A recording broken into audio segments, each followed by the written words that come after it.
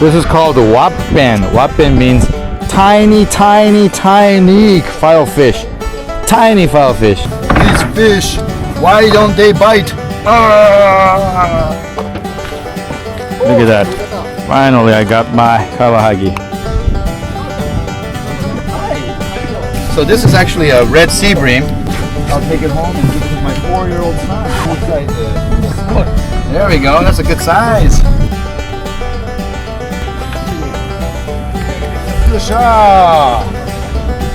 Another sea bream. Now we're gonna go home. 4 hours drive. I'm sleeping. They're driving. Oh, thank you guys.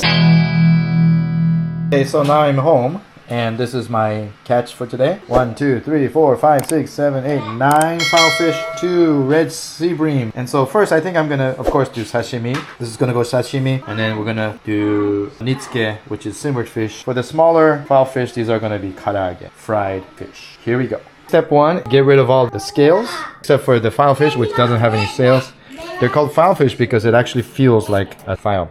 And I'm leaving this one for my son. Use a scaler. So and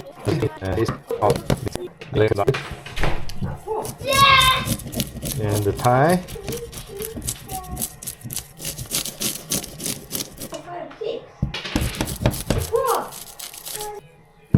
Okay, so that's it for the scaling. And it's 48. So that has nothing to do with it. I'll leave you 3 fish. 4. Why? Because I 4. Alright, I'll leave you 4 fish. No. Okay? Yes. Alright.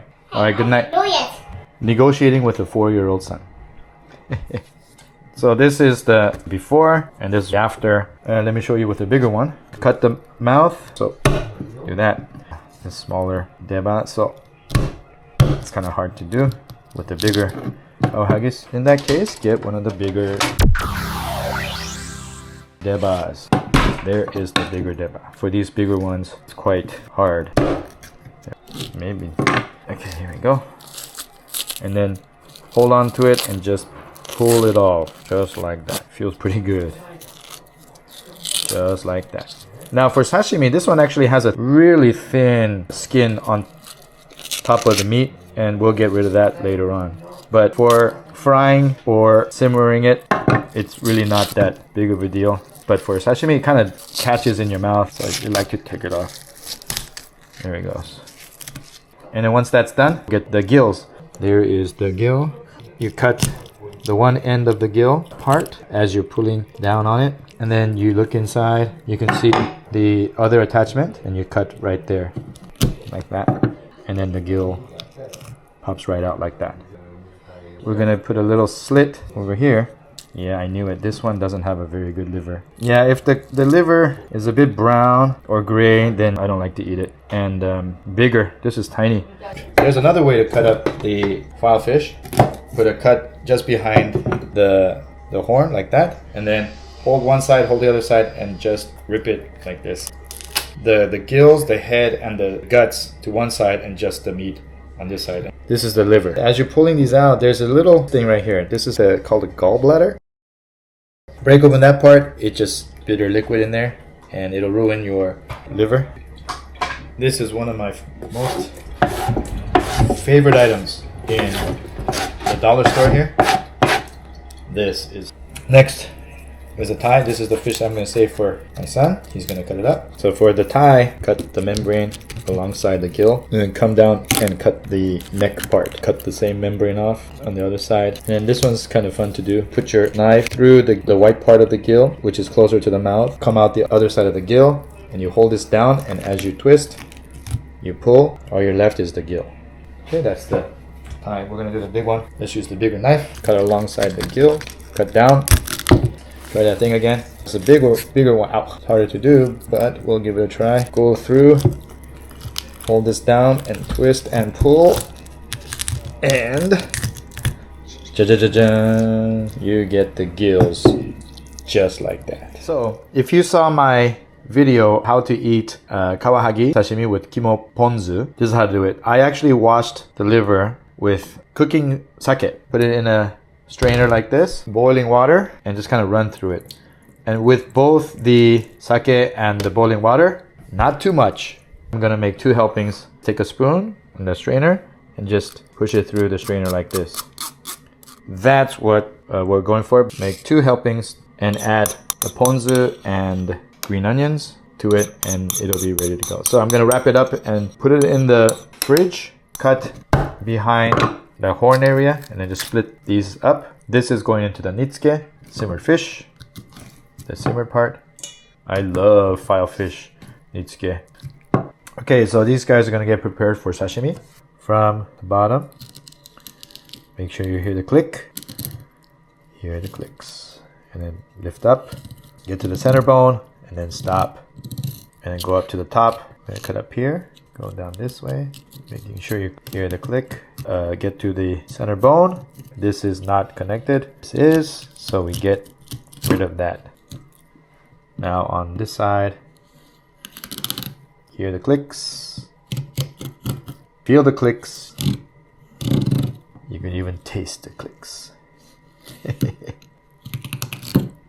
we go.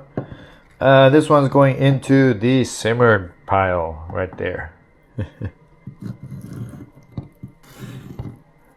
Okay.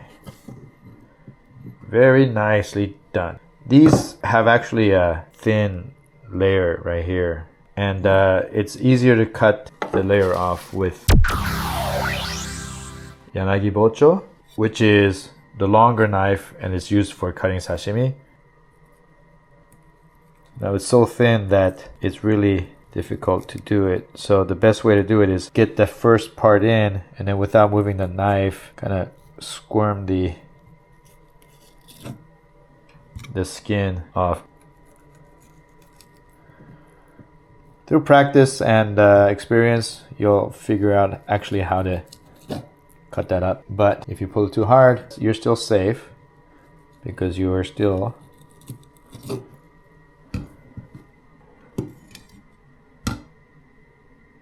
what? You're still good. If you learn how to use the whole knife, the tip of the knife, the middle of the knife, the back of the knife, it's a fun journey and it takes a while, but it's so rewarding because after a few times of trying it, you can do it.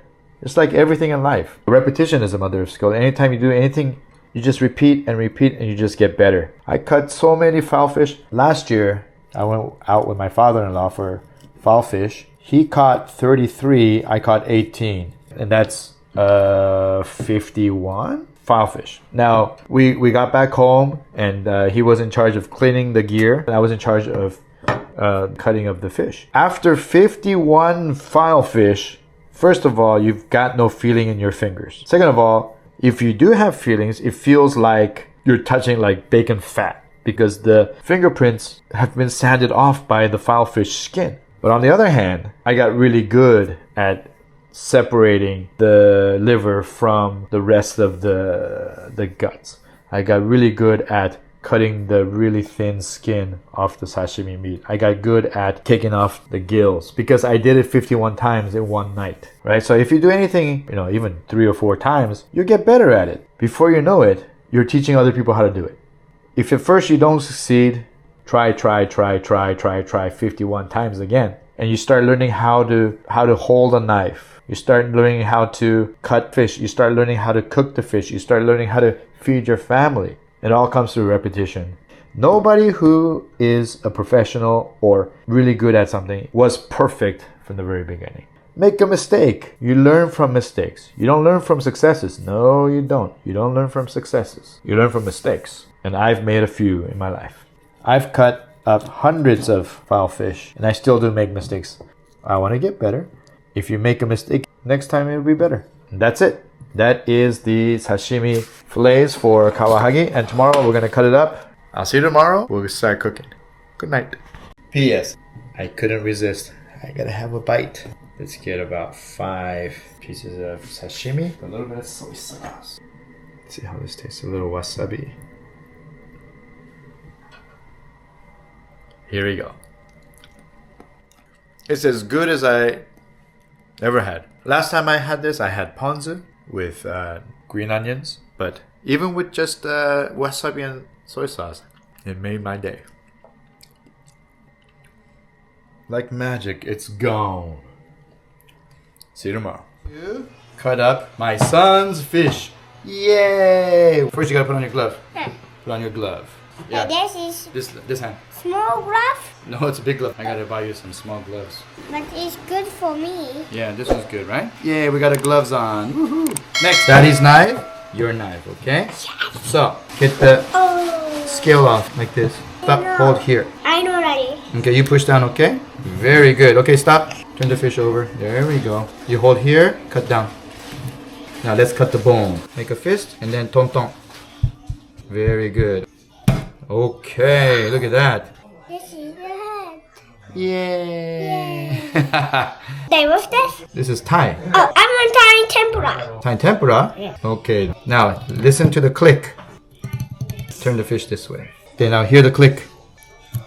Oh, there it goes. Oh, And cut this way. Yeah, you did it. This is tempura, okay? That is trash. One more time right there. Slam, slam. Slam, slam. Show them the two pieces. This is going into the soup. Yay! Yeah. Good job. Yay. You gonna do more? no, I'm right here. All right. Go and play. Wow, give me 5. Thank you. Oh! Ouch. Ouch. How about this? Ow! I don't know if I can cook anymore. Get out of town.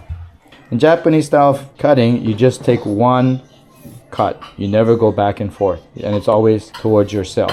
It's using the whole length of the knife. That's why it's so long. Go in diagonally, and just at the end, you lift up, and that's what a kawahagi sashimi piece looks like. And keep the thickness the same. Presentation in Japan is always very important, and so this is my attempt at some sort of presentation. Similar size, throw that away. Even better, go in my mouth.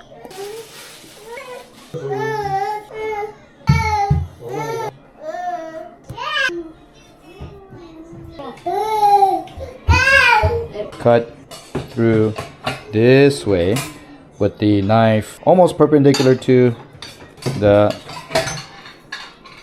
cutting board. Yeah, it takes a little bit of practice, but once you do, you get a nice fillet. And that's how that's beautifully done.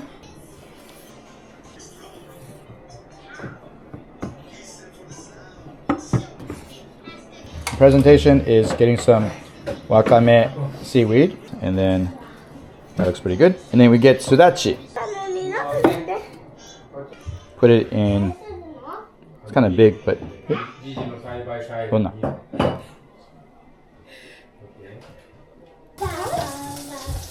I'm learning. Go away. So my wife said that it's too thick, so I'm gonna slice it. She should have told me that before laughing with her nose. So I got the sudachi sliced, put them in the corners like this. Okay, so that's it for the sashimi. Now let's go to the next dish. So before I send it out to the family, I'm gonna have a little bit of a taste. First, I'm gonna go with the kawahagi and just take a bite. This is good. Just put a little bit of soy sauce in there. For my son, here you are. What do you think? What do you think? Good?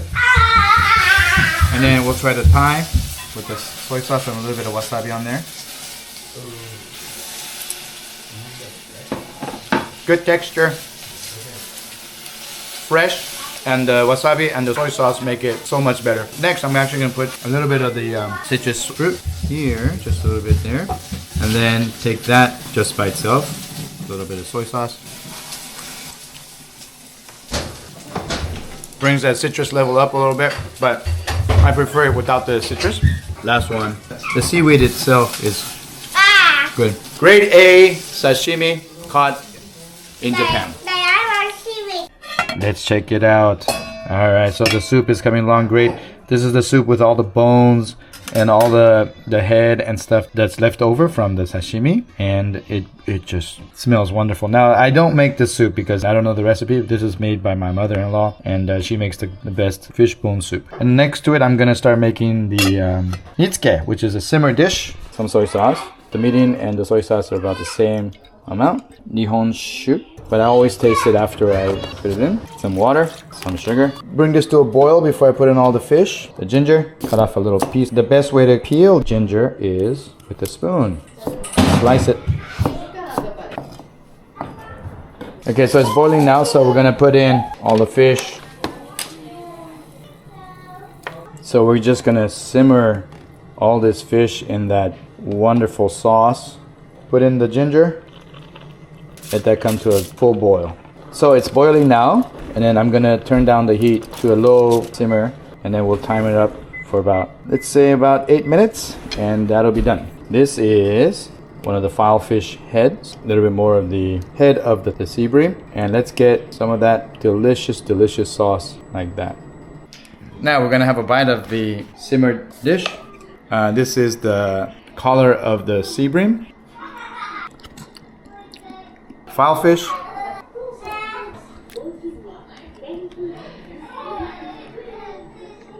Ginger. I love ginger. And they all taste very good. Now it's going to the family. Now we're gonna make the powder for kawahagi. Some flour, some katakuriko, potato starch. A little bit of salt. Mix it all up like that. Oil is getting about 180. You put this in here, like this, and then flip it upside down. Okay. And then turn it upside down. There we go. Mix it all up in there. Yeah. You're very good. Are you a pro? Yeah, on the tail and the fins. Very carefully. Hold the tail and then put it in here like that. Go. Okay. Ready? All right, thank you. Okay, now you can wash your hands, okay? You fight. It's a flower fight, yay! 3 minutes on each side. Look at that, that is beautiful. So now, you put this on a grill like that and let the oil drip out. That is perfectly golden brown. Put the filefish on the plate. Wonderful. This is kawahagi karaage. Take this to everybody. Go, go, go, go, go, go, go, go, go, go, go, go, go, go, go, go. It's Ready. This is karaage, kawahagi. This fish is so versatile. Sashimi, simmered, and karaage. This is so good. You can eat the fins and the tail. It's crispy. You want to try this?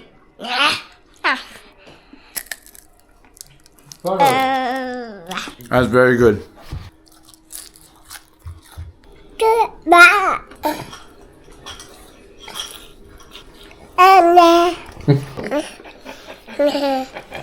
Karaage, simmered fish, and the sashimi is already gone. Yeah. This is the liver. We put some green onions in there and a little bit of the ponzu. A little bit of wine. So, itadakimasu. Yeah. If you haven't had it, try it. It'll change your world. I love it. Eat tempura. The fried filefish. Oh, that's delicious. We have such a great feast tonight. We're gonna continue to eat, and I'll see you next time. Bye. Enjoy.